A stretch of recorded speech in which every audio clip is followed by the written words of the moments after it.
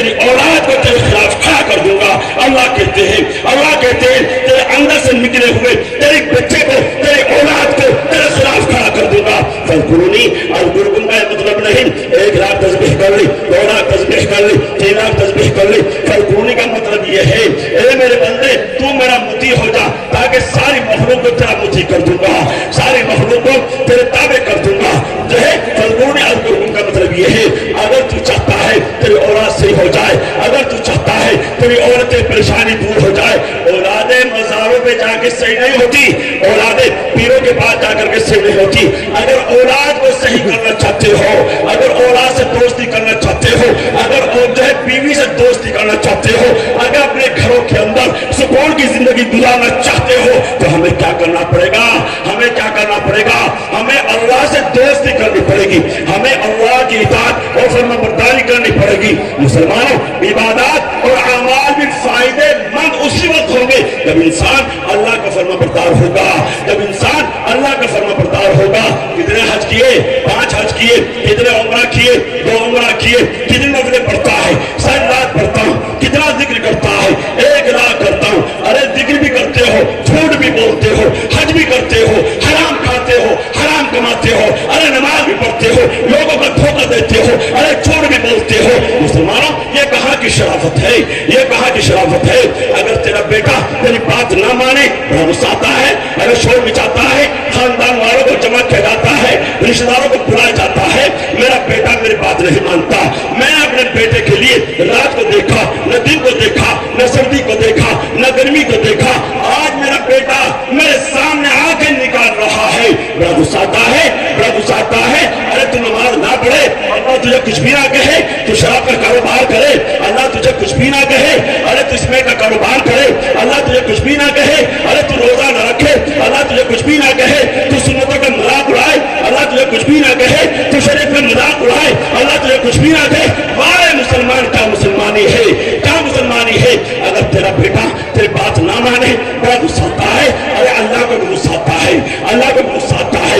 اللہ کہتے ہیں میں نے دیکھنے کے لیے آنکھیں دی, بولنے کے لیے زبان دی, سننے کے لیے کان دیے, دل کا دماغ دیا, سر کے بالوں سے لے کر کے پیروں کے ناخن تک بے شمار نعمتیں عطا فرمائے. اللہ کہتے اللہ کو غصہ آتا ہے. پھر اللہ جب مسلمان نماز نہیں پڑھتا, ارے نماز پڑھنا یہ اللہ کا حکم ہے, یہ اللہ کا حکم ہے. نماز پڑھنا, جو مسلمان نماز نہیں پڑھتا وہ اللہ کے حکم کو ٹھکراتا ہے تو اللہ کو غصہ آتا ہے. پھر اللہ ایسے حاکموں کو لاتا ہے تاکہ ان کے سروں میں چوٹ بجا کر ان کے عقل کو ٹھکانے پر لایا جائے. مسلمانوں, اللہ کہتے ہیں میں اللہ, میں بادشاہ, میں بادشاہ کا بادشاہ, بادشاہ کے دل میری مٹھی میں ہے. اور جب میرے بندے میری اطاعت کرتے ہیں, فرمانبرداری کرتے ہیں, تو میں بادشاہ کے دل کو رحمت اور شفقت کے ساتھ پھیر دیتا ہوں. اور جب میرے بندے میری نافرمانی پر اتراتے ہیں تو میں بادشاہوں کے دل کے اندر جذبہ انتقام اور غصہ بھر دیتا ہوں. پھر چھوٹے چھوٹے معصوم بچوں کو پیروں کی طرف سے کارنا شروع کرتے ہیں. بچہ توڑتا ہے, بچہ روتا ہے, بچہ بلبلاتا ہے, آتے آتے یہاں تک وہ دم توڑ دیتا ہے. ماں اپنے بیٹوں کو نہ بچا سکی, ماں اپنے بچوں کو نہ بچا سکی. ایک مسلمان لڑکی کو 20 لڑکوں کے حوالے کیا گیا ہے, اس کی عزت کو لوٹا گیا ہے اور پیٹرول چھڑک کر کے آگ لگائی گئی ہے. برما کے اندر یہ ہوا ہے. جب مسلمان دین کی ناقدری کرتا ہے تو اللہ ایسے حالات لا کر کھڑا کر دیتا ہے, تو اللہ ایسے حالات لا کر کھڑا کر دیتا ہے. مسلمانوں, ہریانہ پنجاب کا واقعہ آپ کے سامنے ہے. سن 47 کے موقع پر جب مسلمانوں نے ارے دین کا مذاق اڑایا, مدرسوں کا مذاق اڑایا, علماء کا مذاق اڑایا, سنتوں کا مذاق اڑایا, اللہ نے ایسے حالات لا کر کھڑا کر دیے کہ وہاں مسجدوں کے تالے پڑ گئے, مدرسوں کے تالے پڑ گئے, مسلمانوں کا نام و نشان مٹایا گیا ہے.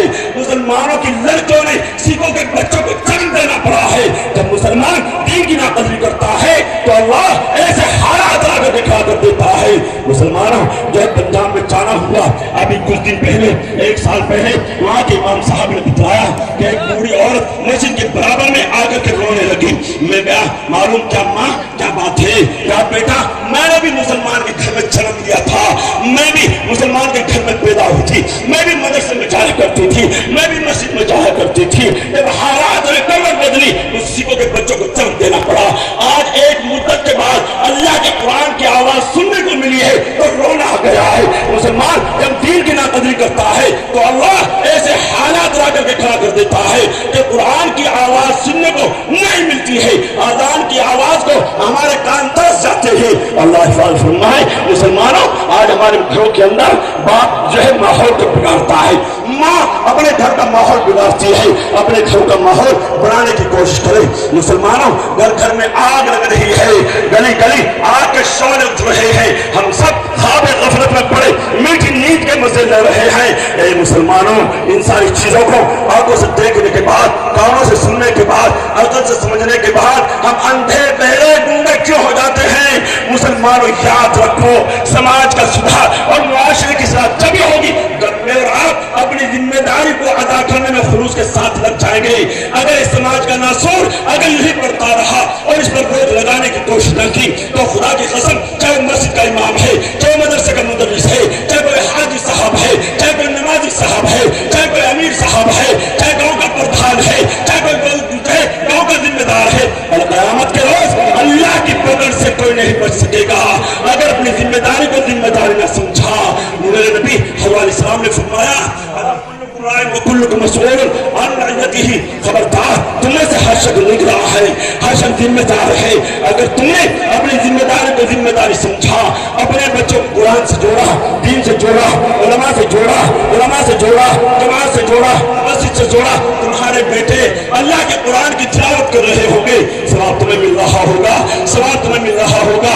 اگر خدا نہ خواستہ تم نے اپنے بچوں کو دین سے دور رکھا، قرآن سے دور رکھا، مدرسے سے دور رکھا، علماء سے دور رکھا، مسجد سے دور رکھا، جماعت سے دور رکھا، تمہارے بیٹے شراب خانے کے اندر پہنچ گئے، تمہارے بیٹے اسمے کا کاروبار کرنے لگے، تمہارے بیٹے نیٹ چلانا جاننے لگے، تمہارے بیٹے موبائل کے اندر ننگی تصویر دیکھنے لگے، تو اس کی سزا اس کے باپ نے بھگتنی پڑے گی، اس کی سزا اس کی ماں نے بھگتنی پڑے گی، اس کی سزا ذمہ داروں نے بھگتنی پڑے گی، اس کی سزا اس کے ذمہ داروں نے بھگتنی پڑے گی۔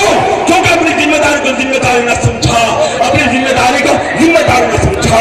میرے نبی حضرت علیہ السلام فضائل اعمال کے اندر ایک واقعہ ہے، فضائل اعمال کے اندر ایک واقعہ ہے اور یہ بنی اسرائیل کا واقعہ ہے۔ اللہ نے کہا، اور جبرائیل جاؤ فلاں بستی کو الٹ دو۔ حضرت علیہ السلام آئے، دیکھا ایک اللہ کہہ رہا ہے، اللہ کی تعریف، اللہ کی بڑائی بیان کر رہا ہے۔ اے اللہ، تیرا ایک بندہ تیری تعریف، تیری بڑائی بیان کر رہا۔ کہا سب سے نیچے رکھنا، اسے اپنا فکر ہے، میرے بندوں کا فکر نہیں ہے۔ ہم کیا سمجھتے ہیں کہ دادا نے نماز پڑھ لی، دین کا حق ادا ہو گیا؟ ارے دین کا حق ادا ہو گیا؟ نہ امام صاحب نے نماز پڑھائی، دین کا حق ادا ہو گیا؟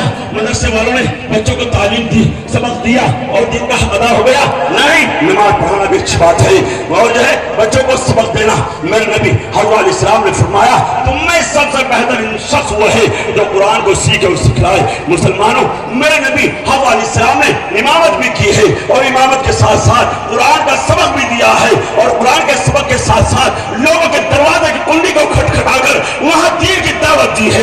ہمارے بزرگوں نے اس کے اوپر عمل کیا ہے، راتوں کو اللہ سے مانگا، صبح میں بچوں کے اوپر محنت کی اور گاؤں پر گاؤں جا کر کے ایک ایک دروازے کو کھٹکھٹایا ان کی اصلاح کے لیے، ان کو جو ہے سیدھے راستے پر لانے کے لیے۔ مسلمانوں، ہمیں بھی جو ہے وہ کام کرنا پڑے گا، اپنے گھروں کے حالات کو سدھارنا پڑے گا۔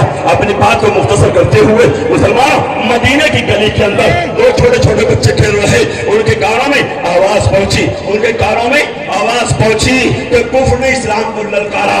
وہ دونوں بچے کھیلنا بند کر دیتے ہیں، گھر گئے، دیکھا اماں رو رہی ہے، اماں سے معلوم کیا بیٹا کیا بات ہے، اماں سے معلوم کیا اماں کیا بات ہے، کیوں روتی ہو؟ فرمایا، آج میرے نبی حضرت علیہ السلام کے علم دین کی خدمت کرنے کا موقع آیا تھا، گھر میں کوئی جوان مرد موجود نہیں ہے۔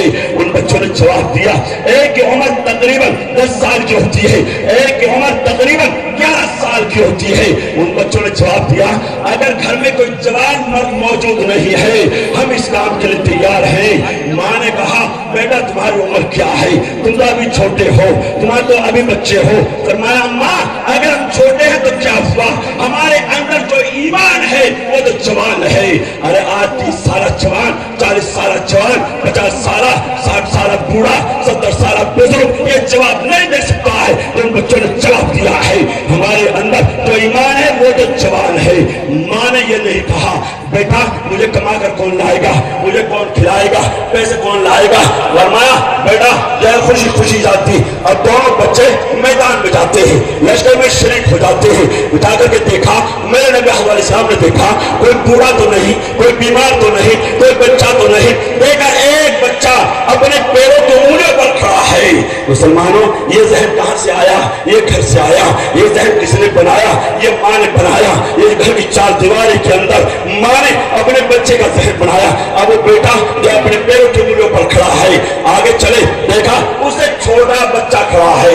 वो जब मेरे नबी अलैहिस्सलाम ने वापस कर दिया, फरमाया वो रोने लगा। फरमाया या रसूल अल्लाह मेरी माँ क्या कहेगी, उसके अंदर कोई कमाल था, उसे कबूल कर लिया, मेरे अंदर कोई खोट था, मुझे वापस कर दिया। या रसूल अल्लाह मेरा एक मशवरा है, मेरा एक मशवरा है, मेरा एक मशवरा है, मेरे भाई की कुश्ती करा ले।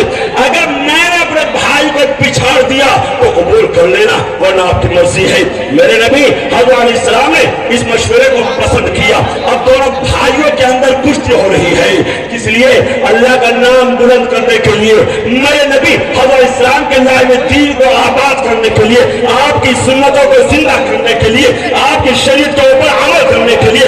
आज तो हमारे नौजवानों में लड़ाई होती है प्लागों की वजह से, अरे जमीनों की वजह से, मेन डोर काटने की वजह से, मकानों की वजह से, अरे मोबाइलों की वजह से, नेट की वजह से। आज हमारे मुसलमानों के अंदर अगर लड़ाई होती है तो प्रधानी की वजह से, अरे मिंबरी की वजह से।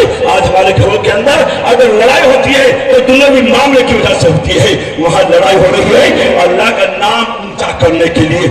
अब छोटे भाई ने बड़े भाई के कान में कहा, ए बड़े भाई तेरा काम बन गया, मेरे नबी अलैहिस्सलाम ने तुझे कबूल कर लिया। अगर तू चाहे मेरा भी काम बन सकता है, तू नीचे आ जा और मैं ऊपर आ जाऊं। लड़ते लड़ते बड़ा भाई नीचे आ जाता है, छोटा भाई ऊपर आ जाता है। ये सबक कहां से मिला, ये सबक कहां से मिला? ये मेरे नबी हज़रत अलैहिस्सलाम के यहाँ से मिला, मेरे नबी हज़रत अलैहिस्सलाम की दरसगाह से मिला। मुसलमानों उमर फारूक रज़ियल्लाहु ताला एक मरतबा सोच रहे, अबू बकर सिद्दीक़ रज़ियल्लाहु ताला अन्हु से नेकी में नहीं बढ़ सकता, कम से कम कोई नेकी मेरे नामाए आमाल में ऐसी हो जो अबू बकर के नामाए आमाल में ना हो। जहन में आया मदीने के अंदर एक अपाहज औरत रहती है, चलो झाड़ू लगा करके आते हैं, चलो पानी भर के आते हैं। आज तो राव साहब थोड़ा पैसा हो जाए, चौधरी साहब थोड़ा पैसा हो जाए, थोड़ा सा ओहदा मिल जाए, अल्लाह के घर में झाड़ू लगाना अपनी तौहीन समझता है। मेरे नबी हज़रत अलैहिस्सलाम के घर में अरे झाड़ू लगाना तौहीन समझता है।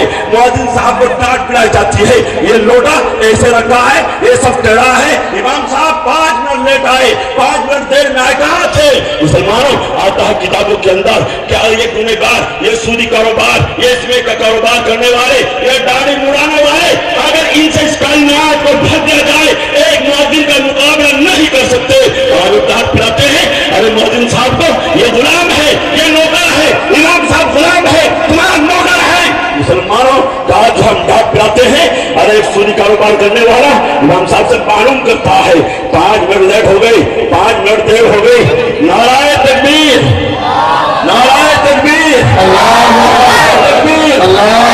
मोहम्मद अकमल साहब, मोहम्मद अकमल साहब, माशाअल्लाह।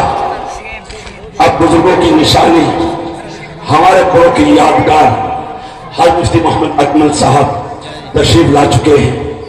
बद्दुआ है कि अल्लाह सेहत तंदुरुस्ती के साथ, आफियत के साथ, सुकून के साथ अल्लाह हज का साया था देर कायम फरमाए।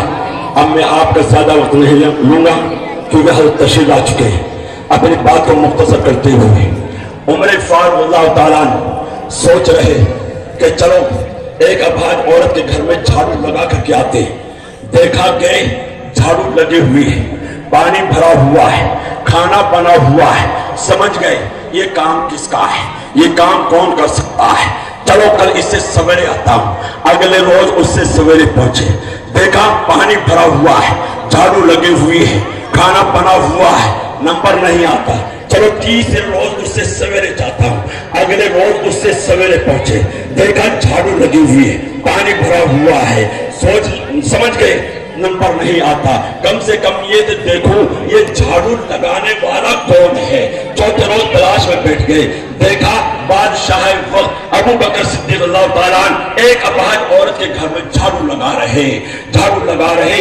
آج مسلمان اللہ کے گھر میں، میرے نبی علیہ السلام کے گھر میں جھاڑو لگانا تو ہی سمجھتا ہے، پسند نہیں کرتا ہے، ذرا کلب کے کپڑے پہن لے جائیں، کئی کپڑے پر گرد نہ لگ جائے، جبکہ کتابوں کے اندر تو یہ آتا ہے کہ جو شخص اللہ کے رسول صلی اللہ علیہ وسلم کے گھر میں جھاڑو لگائے گا، اللہ کے گھر میں مسجدوں میں جھاڑو لگائے گا، ارے جہاں گردوں کا بار لگ جاتا ہے وہاں دھواں بھی حرام ہو جاتا ہے۔ تو اس لیے خیر میرے محترم اپنی بات کو مختصر کرتے ہوئے آپ حضرات سے درخواست کی جاتی ہے کہ آپ سب حضرات اللہ کے لیے اللہ کو خوش کرنے کے لیے سب حضرات اپنے گھروں کا ماحول بنائیں، انشاءاللہ بناؤ گے انشاءاللہ۔ سب حضرات اپنے بچوں کو مدرسے سے جوڑیں، خود بھی مدرسے سے جڑیں، اور جو آپ حضرات مدرسے کی خدمت کرتے